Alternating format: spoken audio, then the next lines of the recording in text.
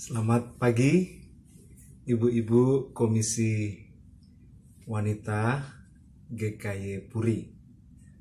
Saya Ferry Pasang. Senang sekali kita bisa berjumpa di dalam persekutuan pada hari ini. Saya bersyukur, berterima kasih pengurus memberikan kesempatan, mengundang untuk menyampaikan satu topik di dalam persekutuan ini, yaitu digital immigrant. Nah, ibu-ibu berbicara tentang hal ini, maka saya tidak bisa tidak, kita akan lihat itu dari perspektif Alkitab. Dan saya akan memulai dengan menegaskan kembali siapakah Allah kita itu. Nah, Allah Tritunggal itu Allah yang kita kenal di dalam Alkitab. Memang mampu menciptakan dari yang tidak ada menjadi ada. Kadang-kadang atau seringkali ini disebut dengan istilah creatio ex nihilo. Tetapi dia tidak wajib melakukannya. Mengapa? Karena Allah Tritunggal telah dan selamanya cukup di dalam dirinya. Tetapi Allah yang demikian itu dengan rela merencanakan, menetapkan, dan melakukan penciptaan terhadap keberadaan lain di luar dirinya. Nah, selanjutnya, Allah pencipta langit dan bumi yang kita kenal dalam Alkitab bukanlah Allah yang setelah mencipta lalu meninggalkan ciptaannya. Dia adalah Allah yang menopang, Allah yang memelihara, memulihkan, dan memimpin ciptaannya itu kepada satu titik final yang sempurna. Dia adalah Allah yang berelasi dengan ciptaannya. Bahkan secara khusus ketika manusia sebagai satu-satunya ciptaan yang diciptakan menurut gambar dan rupa Allah memutuskan untuk memberontak dan memutuskan relasi dengan Allah itu dari sisi manusia, Allah Tritunggal mencari manusia dan memulihkan relasi dengan manusia di dalam Kristus. Maka Bapak Ibu, jika diperas, substansi kekristenan adalah pemulihan dan penyempurnaan relasi Allah dan manusia. Nah, mari kita membaca satu bagian Alkitab yang saya pilih dari Ibrani pasal 1 ayat 1 sampai 4. Sebelum kita membaca lebih lanjut, saya mengajak kita untuk berdoa bersama-sama. Mari kita berdoa. Ya Tuhan Allah Maha Kasih, kami bersyukur Engkau membawa kami ke dalam persekutuan ini dan kami akan membaca firman-Mu untuk mengenal Engkau dan menggemuli topik pada hari ini tentang digital immigrant. Kami berdoa supaya Tuhan menolong ketika kami membaca firman-Mu dan merenungkan bersama-sama menggali topik ini. Kami mohon semua ini di dalam nama Tuhan Yesus Kristus.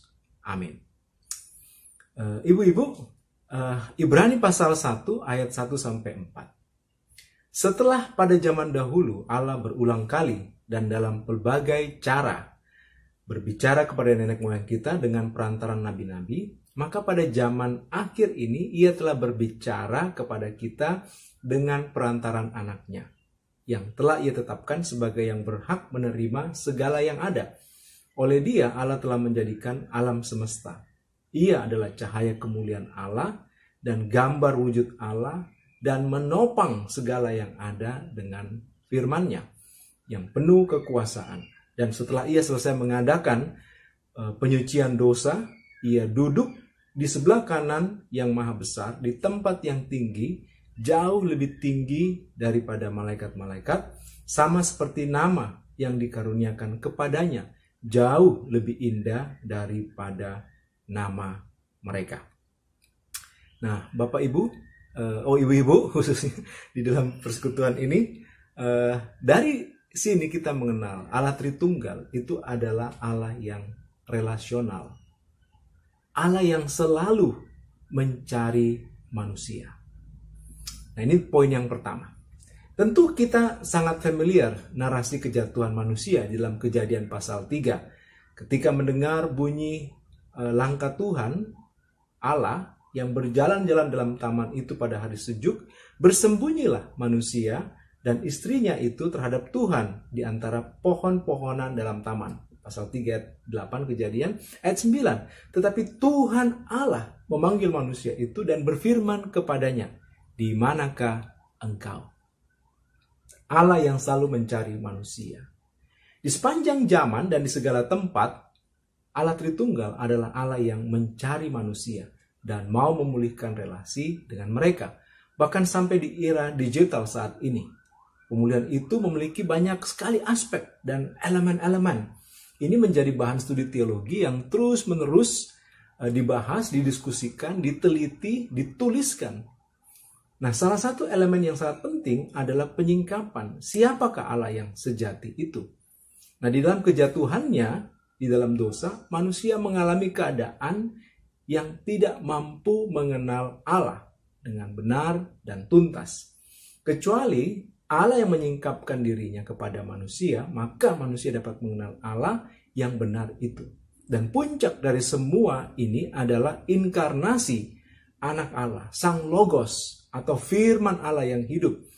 Dan kemudian dituliskanlah firman Allah itu yang kita ketahui saat ini sebagai Alkitab. Nah, bicara tentang firman Allah yang tertulis, pemeliharaan Tuhan sungguh luar biasa dan relevan zaman dari masa ke masa. Ia menggunakan segala macam media sesuai zaman itu. Dari tablet atau loh batu, daun papirus, kulit binatang, kertas, hingga platform atau media digital saat ini. Dan media-media terbaru di masa yang akan datang yang mungkin sekarang kita belum tahu, masih dalam bayangan manusia atau bahkan tidak terbayangkan sama sekali pada saat ini. Nah, pada masa dahulu, media penulisan dan penyebaran harus dari tangan ke tangan.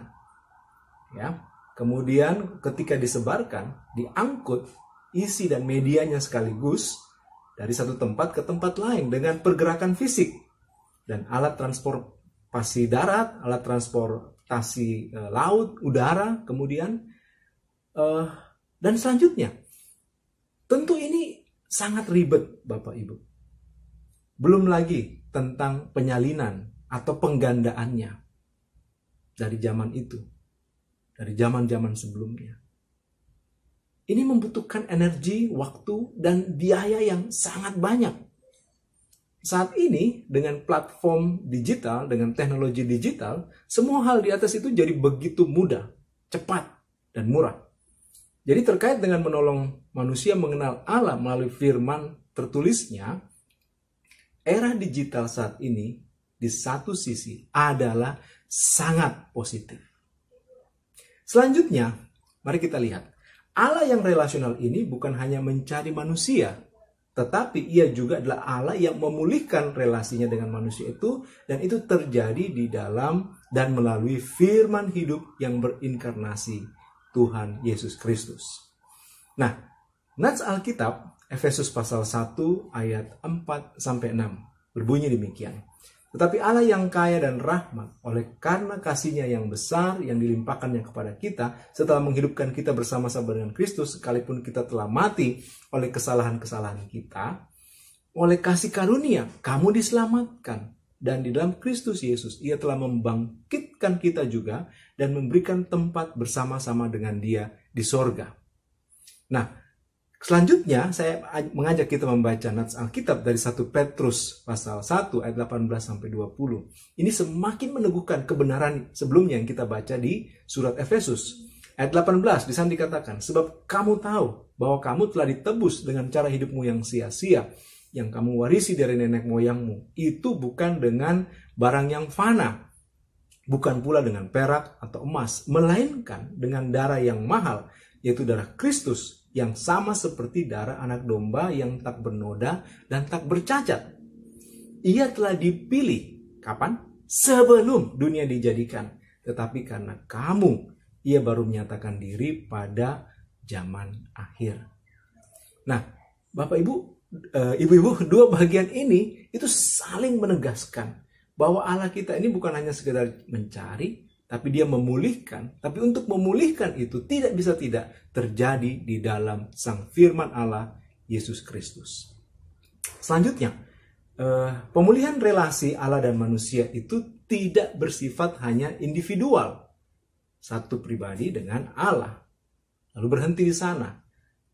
Jadi seakan-akan terkait dengan keselamatan pribadi satu individu itu langsung dengan Tuhan. Bukan. Tetapi ini juga menyangkut dan tidak bisa dipisahkan dengan pemulihan relasi antar manusia itu sendiri. Jadi manusia yang dipulihkan dengan Allah, manusia yang lain yang dipulihkan dengan Allah, manusia ini harus mengalami pemulihan di antara mereka. Nah, pemulihan relasi individual dengan Allah ini tidak dipisahkan dengan pemulihan relasi antar individu. Mari kita lihat nats Alkitab di dalam Efesus pasal 2 ayat 13 sampai 16. Nah, di dalam bagian ini dikatakan, tetapi sekarang di dalam Kristus Yesus, kamu yang dahulu jauh sudah menjadi dekat oleh darah Kristus. Karena dialah damai sejahtera kita yang telah mempersatukan kedua pihak dan telah merubuhkan tembok pemisah, yaitu perseteruan. Sebab dengan matinya sebagai manusia, ia telah membatalkan hukum Taurat dengan segala perintah dan ketentuannya untuk menciptakan keduanya menjadi satu manusia baru di dalam dirinya. Dan dengan itu mengadakan damai sejahtera. Dan untuk memperdamaikan keduanya dalam satu tubuh dengan Allah oleh salib, dengan melenyapkan perseteruan pada salib itu. Jadi kebenaran ini sangat jelas membuka mata kita bahwa Injil Kristus, karya keselamatan di dalam Kristus, membuat kesatuan di antara manusia tanpa menghilangkan atau menelan keunikan masing-masing individu. Nah, Bapak Ibu, selanjutnya saya akan mengajak kita membahas apa relasi manusia dan teknologi, bagaimana relasi manusia dan teknologi digital. Nah, berangkat dari prinsip-prinsip di atas yang sudah kita paparkan, maka idealnya Injil dan penyebarannya dalam era dan melalui media digital akan membawa kepada kesatuan manusia dengan beragam latar belakangnya tersebut. Jadi membawa kepada kesatuan. Ini idealnya karena memang kasih Allah mempersatukan manusia yang berbeda-beda dan terpisah-pisah itu. Tetapi senantiasa kita harus ingat juga, kebalikan hal di atas, ada dosa yang masih eksis di dunia ini yang telah merasuk manusia dengan sangat mudah. Itu kemudian mewujud nyata lewat kata, tindakan, mimik, gestur dari manusia, dosa yang merasuk manusia itu, sehingga apa yang terjadi? Termasuk di dalam teknologi digital dan produknya sebagai karya manusia ini, tidak bisa dilepaskan dari pengaruh dosa di sana. Nah, apa dampak dari sini? Bagaimana kenyataannya? Apakah betul mempersatukan di era digital ini? Ya, ada yang dapat dipersatukan. Dan juga ada yang malah terbelah menjadi gap yang semakin besar antara manusia, di antara manusia karena teknologi tersebut. Jadi, ideal tersebut belum sepenuhnya terjadi, tapi bukan berarti tidak sama sekali. Nah, mari kita selalu mengingat fakta ini secara objektif. Nah, coba kita lihat apa contoh-contohnya. Perhatikan, di tengah pandemi ini, kita bisa bersekutu di dalam ibadah online secara digital. Termasuk ibadah kita saat ini ya. Lalu juga banyak sekali seminar yang sekarang disebut dengan istilah webinar secara digital. Dan segala bentuknya ini bisa membawa orang dari berbagai belahan bumi, dari perbedaan waktu yang berbeda-beda. Ada yang lagi siang, lagi malam, tapi dalam satu titik waktu ketika mereka sepakat, mereka bisa bertemu, berkumpul Entah itu berdoa, beribadah, berdiskusi, sharing, konseling, dan seterusnya. Jadi di dalam era digital ini, dengan teknologi digital dan produk-produknya, itu membuat kita bisa berkolaborasi dengan relatif mudah, fleksibel, dan tapi selalu ingat juga ada keterbatasannya tetap dibandingkan kalau kita bertemu secara non-online atau offline ya, seperti dulu sebelum pandemi. Nah, secara spesifik kita akan merespon salah satu dampak teknologi digital dan produknya yang menurut Mark Prensky ini membagi manusia saat ini ke dalam kelompok yang disebut digital natives, DN, dan digital immigrants, DI. Nah, apakah yang dimaksud teknologi digital, digital immigrants, dan digital native tersebut? Mari kita lihat bersama-sama. Yang pertama, kita akan lihat apa itu teknologi digital. Ini adalah cabang pengetahuan ilmiah atau teknik yang berhubungan dengan penciptaan atau penyusunan, pembuatan, dan penggunaan praktis perangkat, metode, sistem digital, atau komputerisasi. Pengertian yang lain, saya ambil dari salah satu sumber yang disebut Education Week Golf dari Australia, itu mengatakan teknologi digital adalah alat, sistem, perangkat, dan sumber daya elektronik yang menghasilkan, menyimpan, atau memproses data. Nah, contoh yang terkenal yang saat ini kita nikmati adalah media sosial. Yang suka main game online, itu juga contohnya. Multimedia, smartphone kita saat ini. Nah, semua itu sangat terkait dan dengan teknologi digital dan adalah produk dari teknologi digital. Nah, bagaimana kita menyikapi atau manusia menyikapi teknologi digital ini? Ketika saya membuka apa yang dipikirkan orang-orang secara global, misalnya diwakilkan dengan Persatuan Bangsa-Bangsa, PBB, United Nations, di dalam websitenya itu dikatakan bahwa cukup positif ya, mereka melihat teknologi digital ini. Mereka melihat teknologi dengan positif. Teknologi, secara khusus teknologi digital, dapat membantu manusia membuat dunia ini lebih adil dan lebih damai. Kemajuan digital dapat mendukung dan mempercepat pencapaian masing-masing dari ada 17 kategori yang mereka sebut sebagai 17 tujuan pembangunan berkelanjutan, mulai dari mengakhiri kemiskinan yang ekstrim hingga mengurangi kematian ibu dan bayi, mempromosikan pertanian yang berkelanjutan dan pekerjaan yang layak, serta mencapai literasi secara universal. Nah, tapi sekaligus mereka menyadari efek negatifnya, yaitu teknologi ini juga dapat mengancam privasi, mengikis keamanan, dan ketidaksetaraan dalam mengakses atau memiliki bahan bakar di dunia ini, di tempat yang berbeda-beda. Nah, hal tersebut berimplikasi pada hak asasi manusia dan agensi manusia. Agensi yang dimaksud di sini adalah kemampuan manusia untuk membentuk dimensi kehidupan manusia secara unik sesuai dengan konteksnya masing-masing. Nah, seperti generasi sebelumnya, pemerintah di negara itu, bisnis dan individu itu memiliki pilihan ya yang sangat banyak, menentukan cara bagaimana memanfaatkan dan mengelola teknologi. Jadi ada sisi positif dan ada sisi negatif. Nah, selanjutnya saya akan masuk membahas lebih lanjut apa yang dimaksud dengan digital natives dan digital immigrants. Sebuah sumber yang ditulis oleh Martina Katz dalam tulisannya itu mencoba mengobservasi pengaruh teknologi digital terhadap generasi baru, generasi muda. Banyak sekali perubahan yang disebabkan. Ini menjadi topik yang sangat populer bagi para psikolog dan sosiolog. Itu mengakibatkan penggunaan label seperti ya digital native, the net generation, Google generation, atau the millennials muncul dan bertebaran dan dipakai sangat masif saat ini. Nah, sorotan ini mendefinisikan kehidupan anak muda di era teknologi baru itu. Nah, Digital natives dari segi usia umumnya lahir atau dikategorikan lahir setelah tahun 1980-an. Mereka nyaman di era yang kita sebut era digital ini.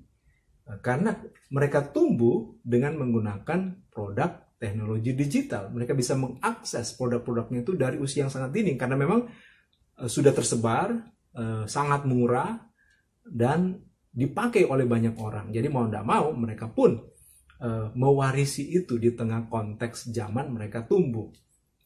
Tapi imigran digital atau digital imigran adalah mereka yang lahir sebelum tahun 1980-an. Secara umum mereka takut atau tidak nyaman menggunakan produk teknologi digital. Jadi imigran digital ini adalah kelompok yang lebih tua. Mereka tidak dibesarkan di lingkungan digital waktu mereka kecil.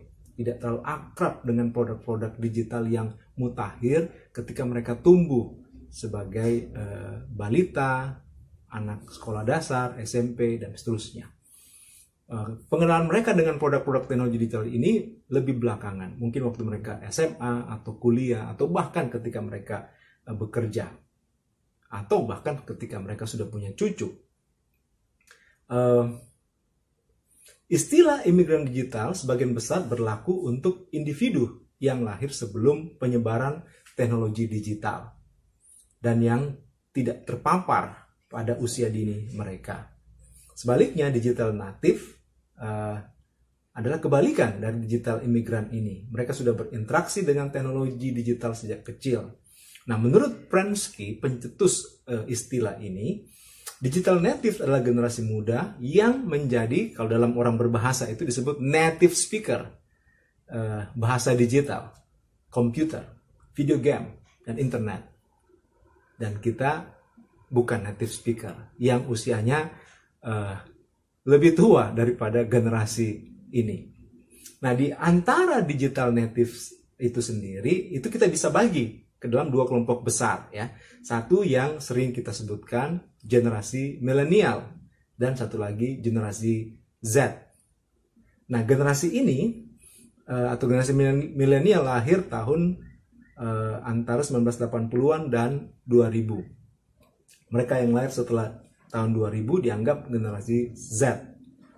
Dalam beberapa tahun terakhir, para peneliti mengamati dua generasi ini. Nah, mereka yang lahir setelah tahun 80-an, generasi milenial, sampai kurang lebih 1993, hasilnya adalah kelompok yang lebih muda ini memiliki sikap yang lebih positif terhadap internet. Dan kecemasan ketika menggunakan produk digital itu lebih rendah. Ketika dibuat survei, maka nilai bagi mereka menyikapi internet dan penggunaan web, email, dan media sosial itu jauh lebih tinggi di kalangan generasi ini. Nah, studi mengatakan bahwa otak digital natives lebih aktif terlibat saat menggulir dan atau meng-scroll ya halaman web, handphone, tablet daripada saat membaca teks cetak. Nah, ini konsep yang melatar belakangi sehingga Mark Prensky itu mengeluarkan konsep tentang digital native, digital imigran, dan membagi generasi tersebut. Jadi kalau kita lihat lebih lanjut, perbedaan lainnya yang dapat kita lihat dari mereka ini adalah digital natives melihat semua orang pada tingkat yang sama dan tidak membagi dunia menjadi hierarki atau tingkatan-tingkatan. Ini antara digital natives dan digital imigran itu. Jadi bagi digital native tidak tingkatan-tingkatan, mereka melihat dunia ini secara horizontal. Bukan berarti bumi datar ya, ibu-ibu, tapi dalam arti pembagian manusia secara sosial. Nah, mereka melintasi batas dan menerima manfaat dari berbagi, share, sangat kuat ya, berkolaborasi ketika mereka mengerjakan. Makanya sekarang ketika dikasih tugas, anak-anak sekarang tidak lagi harus kumpul, datang di satu rumah, kerjakan, tapi mereka bisa mengetik, lalu kemudian ditaruh di Word yang secara online bisa ditambahkan, dikurangi oleh teman grupnya. Bahkan bukan hanya karya tulis, menggambar pun sudah dikerjakan secara digital. Jadi dengan adanya pandemi ini, ketika mahasiswa di tempat saya bekerja itu harus pulang ke kota mereka masing-masing, kalau saya memberikan tugas kelompok membuat gambar, tidak menjadi masalah bagi mereka karena mereka bisa kolaborasi secara digital. Dan akhirnya menjadi hasil yang final, dicetak, saya terima di kampus. Tanpa mereka bertemu secara fisik. Nah, jadi bagi digital natives ini, apa yang kita bisa belajar dari mereka adalah kita bisa belajar banyak tentang bagaimana dunia mereka itu adalah dunia yang sangat demokratis dan punya kesetaraan. Mereka umumnya menolak bentuk pemerintahan yang terpusat dan berbasis kontrol. Generasi ini mungkin secara fisik tidak terlalu kelihatan, tetapi ketika mereka sudah menulis di media sosial atau mengekspresikan, itu bisa sangat agresif, kompetitif, terobsesi dengan hasil. Keunggulannya, mereka sangat produktif, sangat cepat. Kalau kita mikirnya lama, panjang, kerjakan satu persatu, mereka bisa serentak, bisa kolaboratif, cepat. Ya. Sementara, ya sebaliknya, digital imigran ini, seperti yang saya katakan juga sebelumnya, ini lebih lambat ya, dan berorientasi kepada tujuan. Mereka bagaimana itu dikerjakan secepat-cepatnya, efisien, ada value-nya, udah, cukup, senang.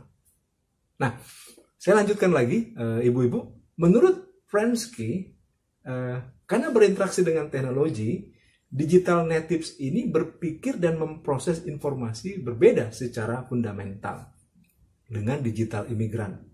Digital natives memproses informasi dengan cepat, menikmati multitasking, bermain game online, sementara digital imigran memproses informasi dengan lebih lambat, mengerjakan satu persatu, tidak menghargai pendekatan pembelajaran yang kurang serius. Ini belajar kok sambil dengar musik, ngangguk-ngangguk kepala, sambil kayak tangannya mengerjakan yang lain. Nah, kita yang terbiasa di generasi yang bukan milenial, bukan generasi Z ini, itu terbiasa tumbuh dengan kalau belajar fokus, konsentrasi. Jangan terpecah-pecah konsentrasinya. Nah, di sini ada perbedaan yang sangat mencolok ya. Kesenjangan ini menurut Prensky adalah masalah terbesar yang dihadapi pendidikan. Jadi Prensky ini adalah seorang pendidik, latar belakangnya adalah edukasi. Oleh karena itu, guru pun harus mengubah cara mengajar untuk melibatkan siswa mereka. Nah, anak-anak yang dibesarkan dengan komputer berpikir secara berbeda. Mereka mengembangkan sesuatu yang disebut pikiran hypertext. Apa itu hypertext? Ibu-ibu, adalah sistem yang menghubungkan teks yang kita ketik terkait di komputer itu terkait dan bisa dibuka, langsung dicari artinya, gambarnya, image-nya di dalam web-web atau bagian-bagian yang lain. Makanya kalau kita ketik misalnya satu kata di Google itu, misalnya wonder, maka akan muncul meaning of wonder sebagai kata, tapi bisa muncul kemudian pemandangan yang wonderful, atau orang, Wonder Woman, tokoh dari film ya, Hollywood itu, dan seterusnya. Nah, ini disebut mereka mengembangkan satu pikiran hypertext. Jadi teks itu terkait dengan begitu banyak informasi, data, gambar yang bisa berasosiasi dengan kata tersebut. Kadang juga disebut dengan istilah hyperlink. Ya. Nah, oleh karena itu perlu ada perubahan pendidikan untuk menciptakan harapan generasi yang lebih baik menurut Prensky. Jadi Prensky mengklaim digital native ini menjadi penduduk global yang dominan, sementara digital imigran itu akan semakin menurun. Nah, ibu-ibu, bagaimana kita menyikapi konsep ini? Nah, tentu tidak bisa tidak kita harus membangun sikap kritis dan juga respon yang tepat terhadap konsep digital natives dan digital imigran ini. Nah, konsep dan istilah digital natives dan digital imigran ini menyebar dengan cepat sejak dicetuskan oleh Prensky 20 tahun yang lalu. Sebagian orang menerima dan menggunakan di dalam menerapkan kebijakan, khususnya di dunia pendidikan. Kita lihat begitu marak, masif saat ini. Dalam bisnis, bagaimana meresponi, mengakomodasi potensi dari generasi milenial dan generasi Z yang sekarang mulai masuk berkuliah atau sedang berkuliah saat ini dan nanti akan keluar menjadi alumni-alumni yang masuk ke dalam dunia kerja, atau bahkan ketika mereka masih remaja sudah mulai bekerja, berbisnis dengan kekuatannya, dengan kelebihan-kelebihannya. Nah, tetapi sebagian lagi, dan juga pembinaan di gereja itu juga terpengaruh, atau kita bisa melihat pengaruh dari konsep ini, ya. Tapi sebagian lagi lebih hati-hati, menyelidiki lebih lanjut, bahkan menguji dengan kritis dan akademis. Salah satunya adalah Dr. Mark Bulken dari Commonwealth of Learning. Dr. Bulken mencoba untuk mendekonstruksi konsep digital natives dan digital imigran yang dicetuskan oleh Prensky di atas. Nah, di dalam pengujiannya, dia menyimpulkan dan meresponi bahwa terkait dengan teknologi digital dan produk-produknya yang kemudian berdampak pada konsep Prensky tentang pembagian digital natives dan digital immigrants ini, bukanlah, yang pertama, bukanlah age atau generation issue. Wow, pendekatan yang lain ya menyikapi hal ini. Menurut Dr. Bulken, tidak selalu orang yang sudah tua maka otomatis pasti tidak lincah atau bahkan tidak dapat mengikuti perkembangan teknologi digital. Dalam bahasa Indonesia, kondisi ini terwakilkan dengan peribahasa "ala bisa karena biasa". Ketika keadaan dan situasi berubah, maka orang yang berusia lanjut pun terpaksa berdigital ria. Dan ternyata bisa, dan mereka pun bisa menjadi lincah menggunakan produk-produk teknologi digital.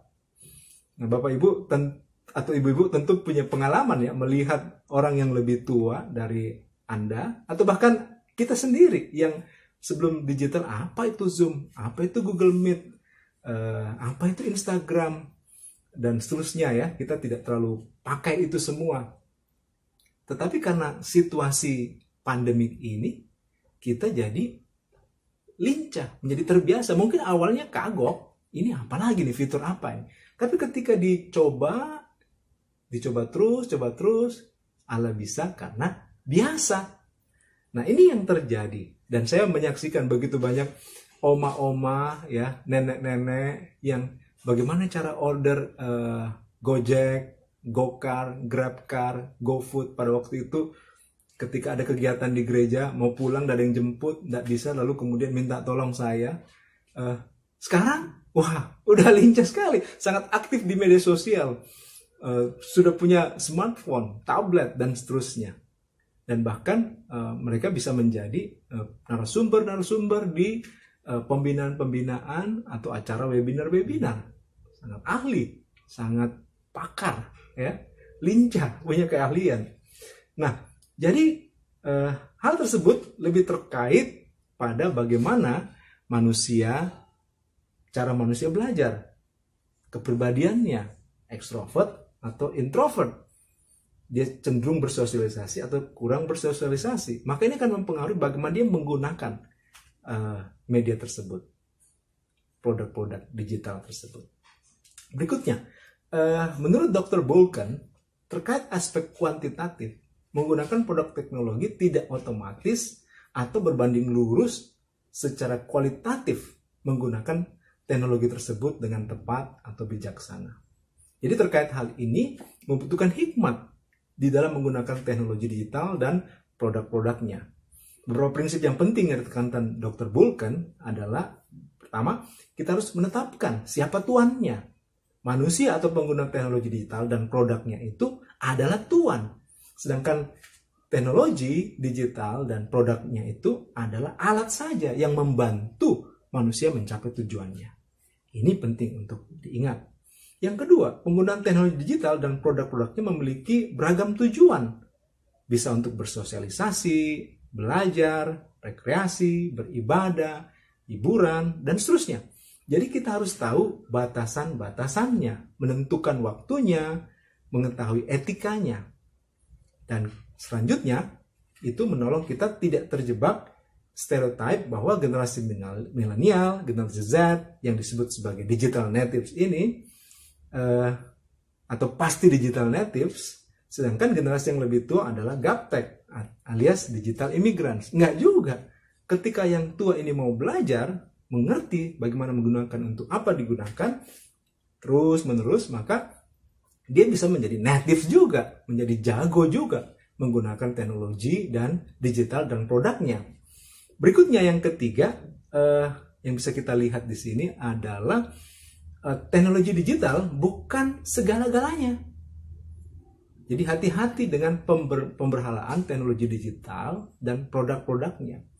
Oleh karena itu, kita harus waspada agar tidak dimanipulasi dan dieksploitasi oleh elit penguasa teknologi dan produk digital.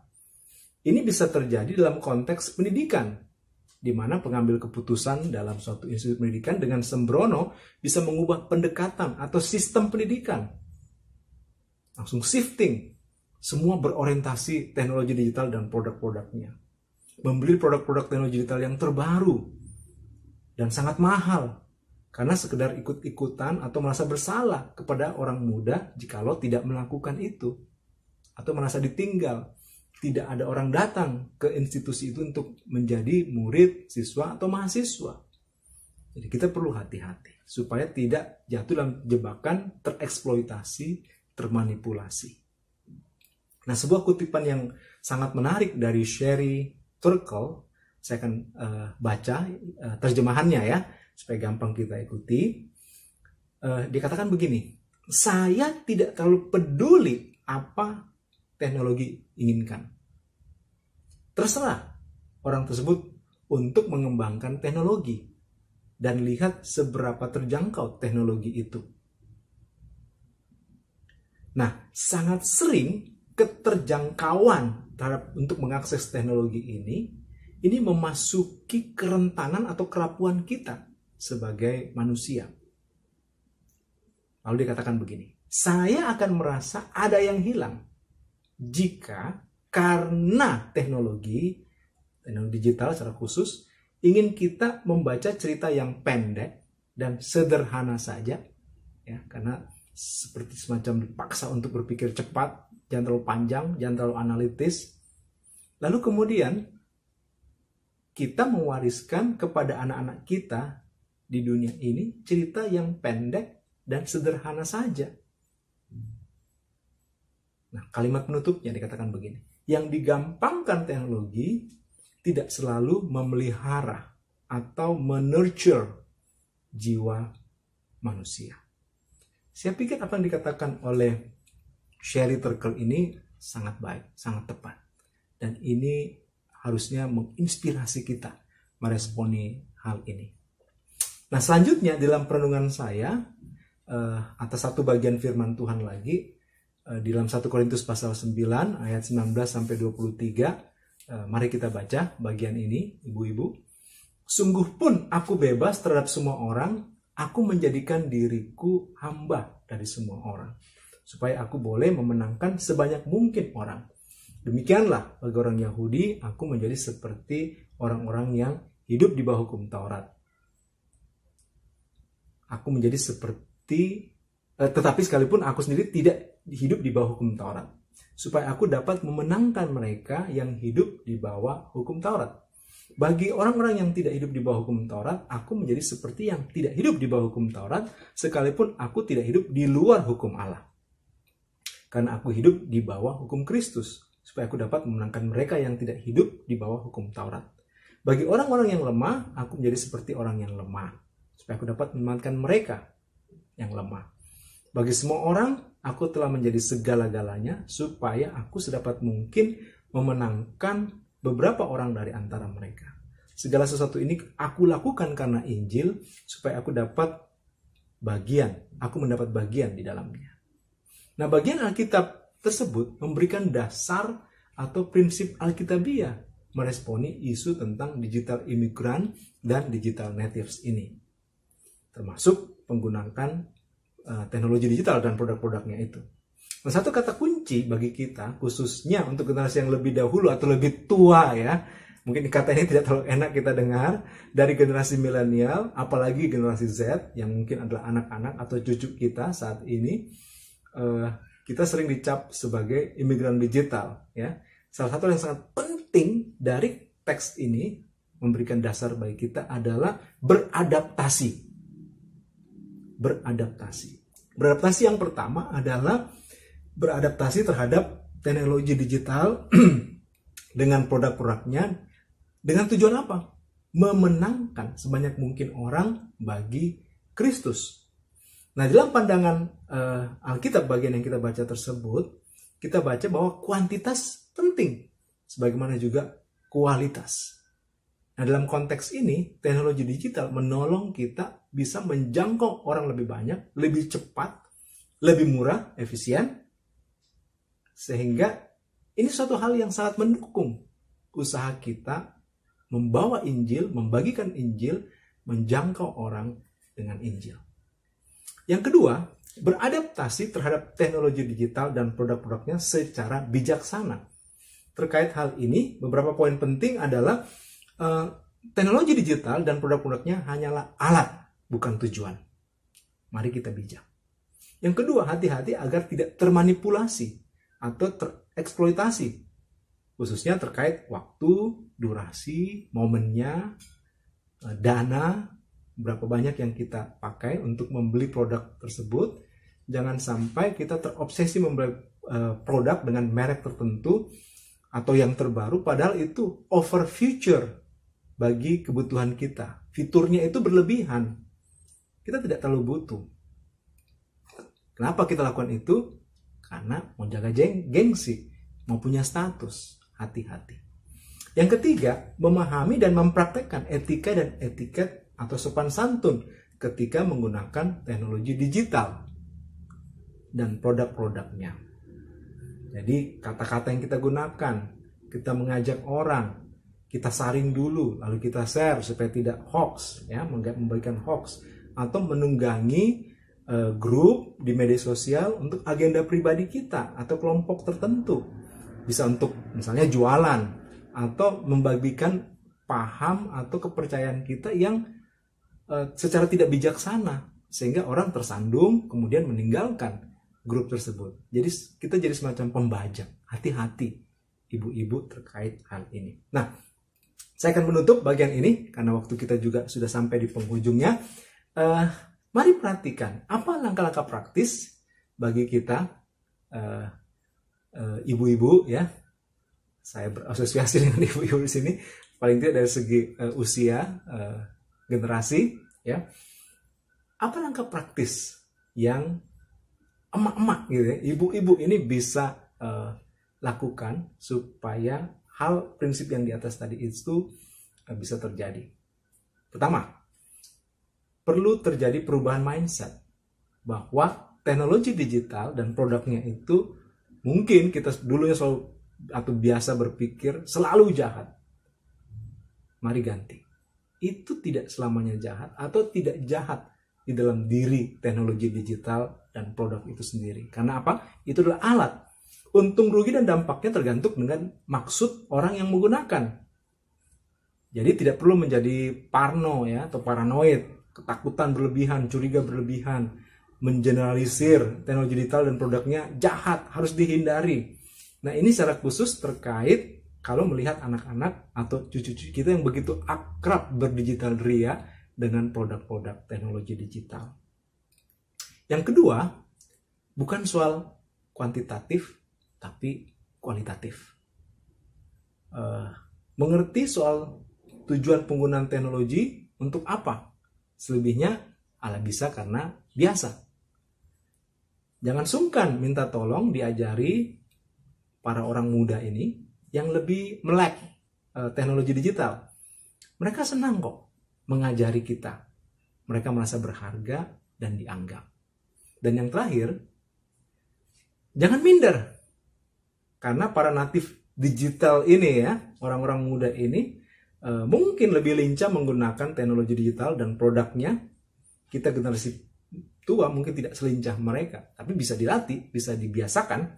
Tapi kita punya keunggulan yang tidak dimiliki mereka adalah kita punya cerita hidup yang lebih panjang, berwarna, pengalaman jatuh bangun, mengenal dan menguji nilai-nilai hidup, mana yang baik, mana yang palsu, mana yang membinasakan, mana yang semu. Nah, ini kalau kita bisa teruskan, bagikan kepada digital natives, generasi muda itu, maka ini menjadi bahan bakar produksi dalam industri teknologi digital yang baik, yang sehat, yang menginspirasi, yang mengubahkan. Jadi kolaborasi keduanya ini bisa sangat powerful dan bermanfaat bagi dunia. Ibu-ibu yang saya kasihi, saya sampai di penghujung pembahasan topik kita tentang digital imigran. Kiranya ini bisa menolong ibu-ibu semua merespon dengan tepat sesuai dengan firman Tuhan, mengenali siapa Allah kembali, diingatkan sehingga kita meresponinya sesuai dengan prinsip-prinsip kebenaran firman Tuhan. Mari kita berdoa. Allah Bapa, terima kasih untuk firman-Mu yang sudah kami baca, dan ini meletakkan dasar kami meresponi isu dari topik tentang digital imigran terkait digital native dan juga teknologi digital yang begitu masif di sekitar kami saat ini.